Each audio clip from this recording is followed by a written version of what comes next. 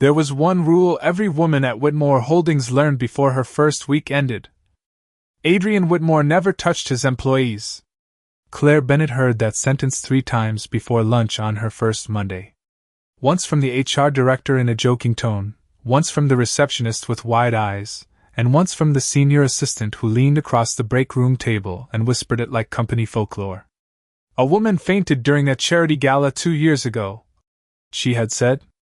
"He called security instead of catching her." Claire had laughed politely back then. It sounded impossible. Cold, even. But after 2 weeks inside the 37th floor executive office, she realized the stories were true. Adrian Whitmore moved through people the way winter moved through empty streets. Precise. Silent. Untouchable. At 38, the billionaire founder of Whitmore Holdings was the kind of man magazines called America's most disciplined CEO. 6'3", custom navy suits, silver watch always set 5 minutes ahead, and eyes that looked like they had forgotten how to rest years ago. He never stayed for office celebrations. Never accepted invitations. Never stood close enough for anyone to accidentally brush his arm. Yet somehow, he noticed everything. Claire learned that on a rainy Thursday afternoon. The quarterly board meeting had run nearly 4 hours. Everyone was exhausted. She was carrying presentation folders across the conference room when the heel of her pump slipped on the polished floor. Not enough to fall hard, but enough for her ankle to twist sharply. Papers scattered. Chairs shifted. The room went quiet. Adrian Whitmore stood less than 2 feet away. For one suspended second, Claire thought he would reach for her. He didn't. He stepped back instead. The distance was small, maybe 18 inches, but everyone noticed it. "Are you okay, Ms. Bennett?" His voice stayed calm. Professional. Claire forced a smile despite the sting in her ankle. "I'm fine." He gave a single nod and left the room. No apology. No hand offered. Nothing. By 6:30 that evening, the executive floor was almost empty. Claire sat alone at her desk, pressing an ice pack against her ankle while finishing emails under the warm yellow desk lamp she had brought from home. A soft knock interrupted her. The night security guard stood there holding a small black paper bag. "Delivery for you." Inside was an ankle wrap, pain relief patches, and a folded cashmere scarf in charcoal gray. No note. No card. Only one thing tucked beneath the scarf. A receipt time-stamped 21 minutes after the board meeting ended. Claire stared at the receipt for several seconds before folding it back into the bag. The pharmacy was 3 blocks from Whitmore Holdings. Purchase time, 4:27 in the afternoon. Less than half an hour after the board meeting ended. She looked again at the charcoal cashmere scarf resting across her desk. It felt impossibly soft beneath her fingers. No note. No name. But somehow she already knew. The next morning Manhattan woke beneath pale winter light and a thin layer of rain across the sidewalks. Claire arrived early, carrying a paper cup of chamomile tea from the cafe downstairs. She had barely slept. Her ankle still ached, but the wrap from the mysterious bag had helped more than she expected. The executive floor was unusually quiet at 7:15. As she walked past the glass office at the end of the hall, she stopped. Adrian Whitmore was already there. Jacket off. Sleeves rolled once. A stack of reports open across his desk. The city stretched behind him in silver and blue. He looked exactly like every magazine cover she had ever seen, except for one thing. He had not touched the coffee beside him. It sat cold and untouched near the window. Later that morning she overheard 2 assistants talking. "He forgets to eat when earnings week starts. He sleeps here half the time." Claire glanced toward the office again. Somehow that bothered her more than it should have. Around noon she passed the executive pantry and paused. There was hot water, tea boxes, and honey packets stacked beside the counter. Without thinking too much, she made another cup of chamomile tea. She placed it quietly outside his office and walked away before anyone noticed. 10 minutes later the cup was gone. The next day she did it again. On Wednesday she added a small packet of crackers beside it. By Friday, the coffee mug near his desk had disappeared completely. In its place sat a white ceramic cup with steam rising from pale tea. Claire never mentioned it. Neither did he. But something changed. Small things. Strange things. The elevator doors stayed open an extra second when she approached. Her meeting schedule shifted after she casually mentioned she had physical therapy at 5. One evening she returned from the copy room and found a new desk lamp waiting at her station. Warm yellow light. Identical to the one she used at home after mentioning hers flickered during late hours. "Who approved this?" she asked facilities. They checked the order history. No request filed. No name attached. That night, as the office lights dimmed floor by floor, Claire passed Adrian's office on her way out. For the first time, she noticed something unexpected. A bottle of sleep supplements sat near his monitor. Almost empty. Beside it was the ceramic cup she had brought that morning. Completely finished. The following Monday began with snow drifting lightly across Midtown and a packed executive calendar that looked impossible before 8 in the morning. Claire arrived carrying her usual paper cup and a small container of honey packets from home. The routine had become strangely natural now. Tea first. Inbox second. At 7:20 she placed the chamomile cup outside Adrian Whitmore's office and turned to leave. "Ms. Bennett." His voice stopped her instantly. She turned. He stood in the doorway holding the cup she had just set down. Dark coat. Silver watch. Same unreadable expression. "You changed the brand." Claire blinked. "Excuse me?" "The tea." His eyes lowered briefly toward the tag hanging over the cup. "Last week it was lavender chamomile. Today it is pure chamomile." She stared at him for 2 full seconds. He noticed that. "The store downstairs was out," she said quietly. He gave a small nod. "I see." That was all. He disappeared into his office and closed the door. But Claire stood there longer than she should have. Because somehow that conversation felt more personal than it had any right to be. The week moved fast after that. Yet strange things kept happening. Her 3-hour financial review meeting was suddenly shortened to 90 minutes after she rubbed her ankle during a presentation. The elevator she missed every morning now seemed to wait exactly long enough.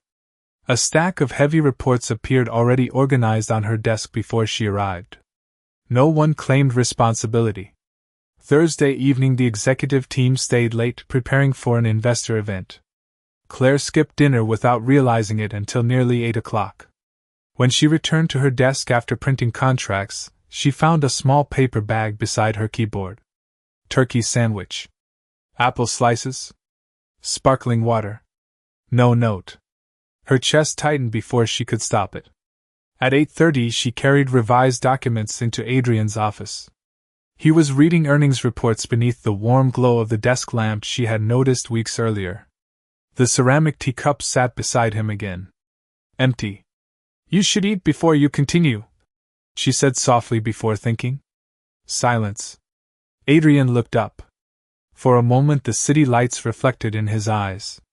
"I already did." Claire almost smiled. "Good." She turned toward the door. "Ms. Bennett." She stopped again. "Your physical therapy appointment tomorrow is at 5:15. She frowned slightly. "Yes?" "The investor dinner was moved to 6:30. He lowered his gaze back to the report. "You will not miss your appointment." Claire stood still. The dinner schedule had changed only an hour ago. He remembered her appointment from weeks earlier. Outside his office, the executive floor buzzed with phones and keyboards and winter deadlines. Inside, the most distant man in the building quietly rearranged his world by inches and still never came close enough to touch her. The investor event arrived on a Friday wrapped in Manhattan winter lights and polished glass reflections across the hotel ballroom overlooking the Hudson.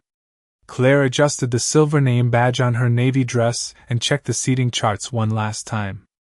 Whitmore Holdings events always ran with military precision, and tonight mattered. New investors. New partnerships. New faces. She was reviewing guest placements when a warm voice spoke beside her. You are Claire Bennett, right? She turned. The man standing there looked effortlessly confident, maybe mid-30s, dark suit, easy smile, the kind of person who seemed comfortable in every room. Nathan Cole, he said, offering his hand. New Director of Strategic Investments. I joined this week. Claire shook it politely. Nice to meet you. I heard you are the reason this event still has functioning schedules and human beings who remember to eat. She laughed softly. That rumor is exaggerated. I do not think so. Nathan smiled again. Would you let me buy you coffee sometime after we survive tonight? Claire looked surprised. Before she could answer, a low, familiar voice cut through the moment. Mr. Cole. Both turned. Adrian Whitmore stood several feet away. Black tuxedo. Silver cufflinks. Expression unreadable.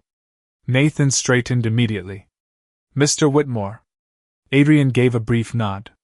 His gaze moved once toward Claire, then back to Nathan. The Morgan delegation arrived early. They are waiting in the West Lounge. Of course. Nathan glanced back at Claire. Rain check on the coffee. He walked away. Silence settled for one strange second. Claire lowered her clipboard. Do you need anything for the presentation? Adrian looked toward the ballroom entrance instead of her. No. Then after a pause. The terrace doors are open tonight. It is below freezing outside. Claire blinked. Okay? You forgot your coat in the conference room. He handed her something before stepping away. Charcoal gray cashmere. The same scarf. Her fingers tightened around the fabric. Across the ballroom several executives watched quietly. Nobody said anything, but she felt it. The shift. The attention. Later that evening investors filled every table. Music drifted softly beneath conversations and glassware. Claire stood near the stage reviewing notes, when Nathan returned carrying sparkling water. You never answered my question, he said lightly. About coffee. Claire smiled awkwardly. I have been busy. Then I will ask again when you are not. As he spoke, he rested his hand briefly against the back of her chair while leaning closer to hear her answer over the music. Across the room, Adrian Whitmore stopped speaking mid-sentence during a conversation with investors. His eyes locked forward. The room continued moving around him. But for the first time since Claire had known him, the perfectly controlled man looked distracted. The investor event stretched late into the evening as snow began falling outside the floor-to-ceiling windows overlooking the river. The ballroom lights reflected softly across crystal glasses and polished marble while conversations drifted between investors and executives. Claire finally stepped away from the crowd for the first time all night. Her feet ached. Her shoulders felt heavy. She moved toward the side staircase leading to the upper terrace level where the air would be quieter. The doors near the stairs had been left partially open for staff carrying equipment. Cold winter air slipped inside.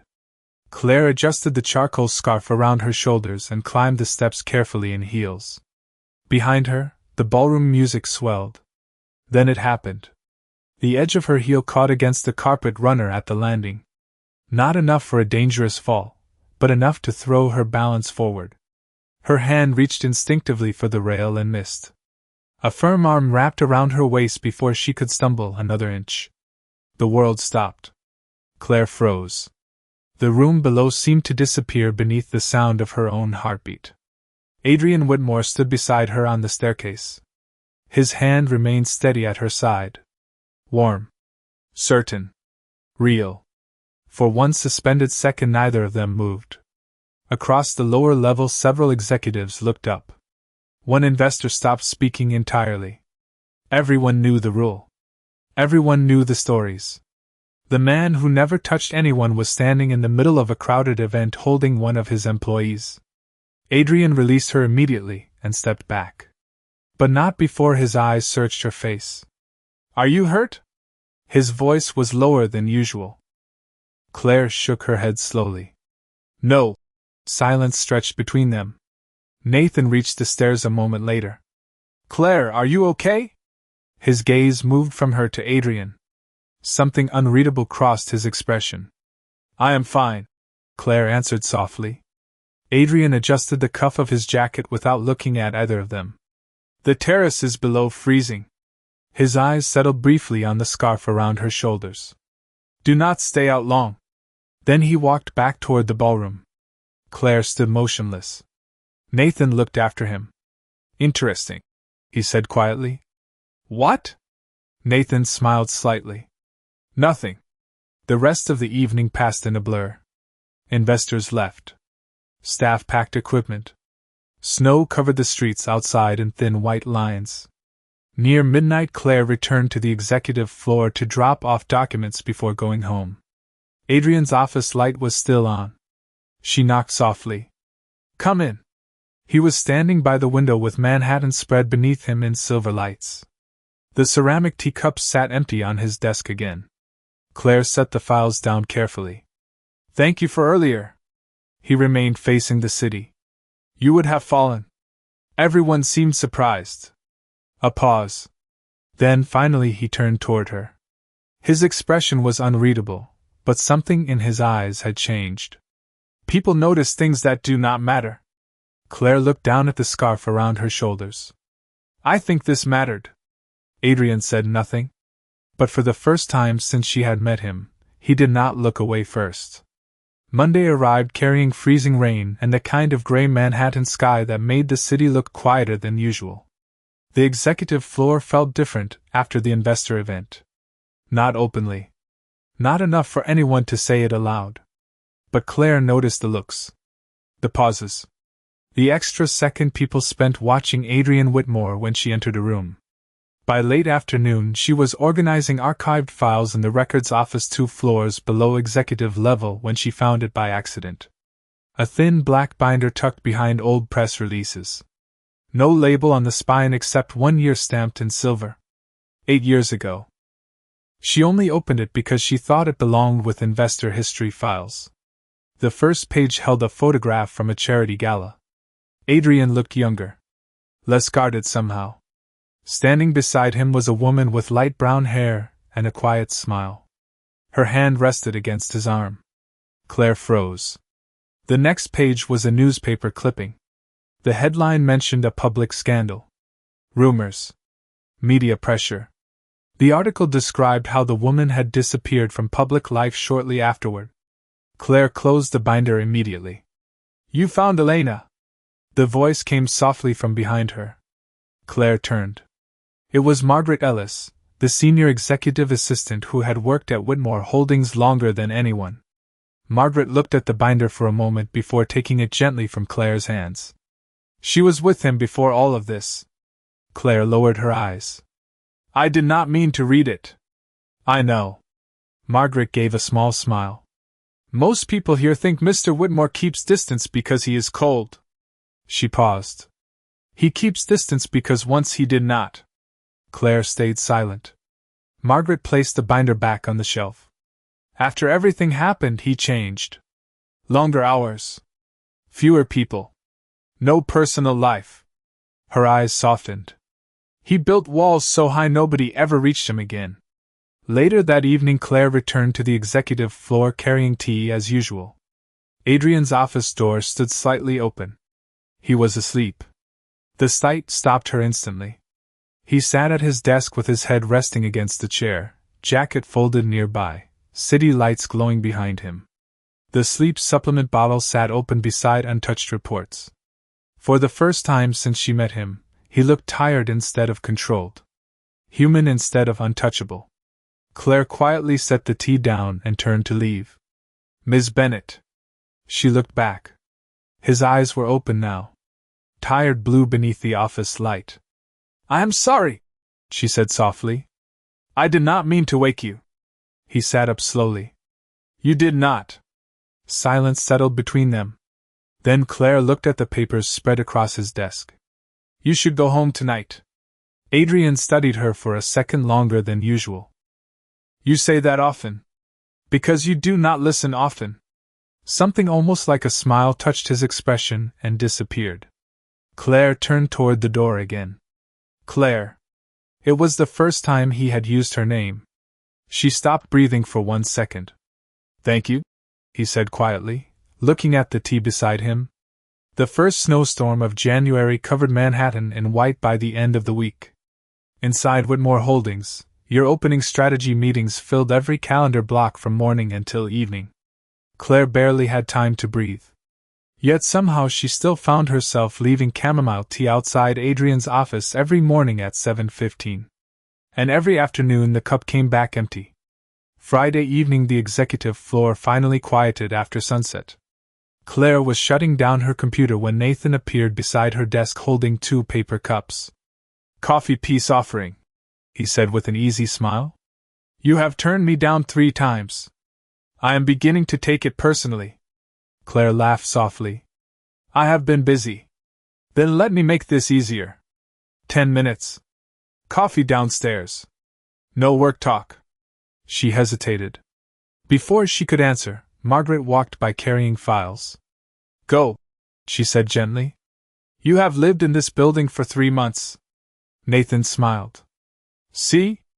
Even management approves." Claire finally nodded. 10 minutes.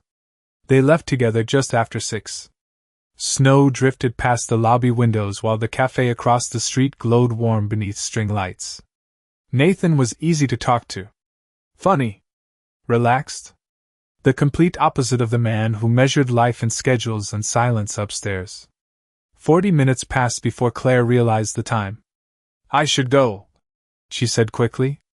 Nathan stood as well. Outside the cafe the sidewalk shimmered beneath fresh snow. "Claire." She turned. His expression softened. "I like spending time with you." She opened her mouth to answer but stopped. Across the street a black town car had just pulled up outside Whitmore Holdings. Adrian Whitmore stepped out. Snow caught briefly in his dark coat as he looked toward the cafe. His eyes landed immediately on them. The world seemed to narrow. Nathan followed her gaze. "Your boss works too much," he said lightly. Adrian remained still for 1 second longer than usual. Then he crossed the street without looking away. Claire felt her heartbeat change. He stopped a few feet in front of them. "Mr. Whitmore," Nathan greeted. Adrian ignored the snow gathering on his shoulders. His gaze moved to Claire first. "The board packet for Monday is incomplete." Claire frowned. "I finished it before leaving. Section 4 needs revisions." His voice stayed calm.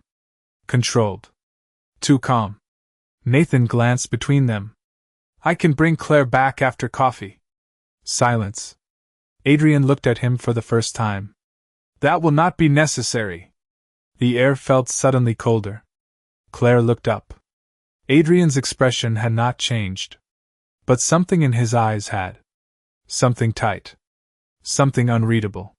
He turned toward the building entrance. "Ms. Bennett." She hesitated. "The snow is getting heavier."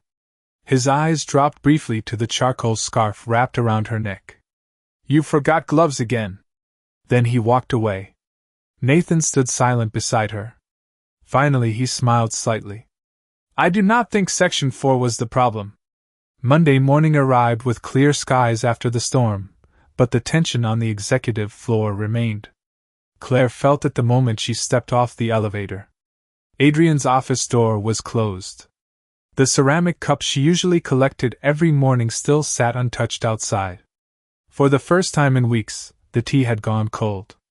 The entire day moved strangely after that. Meetings ran longer. Emails came through his assistant instead of directly from him. The careful invisible adjustments he always made around her simply stopped. By evening Claire felt the absence more than she wanted to admit. Near 6:30 she walked toward the conference rooms carrying revised board reports and stopped. The West Lounge lights were still on. Through the glass wall she saw Nathan standing beside the windows with 2 coffee cups waiting on the table.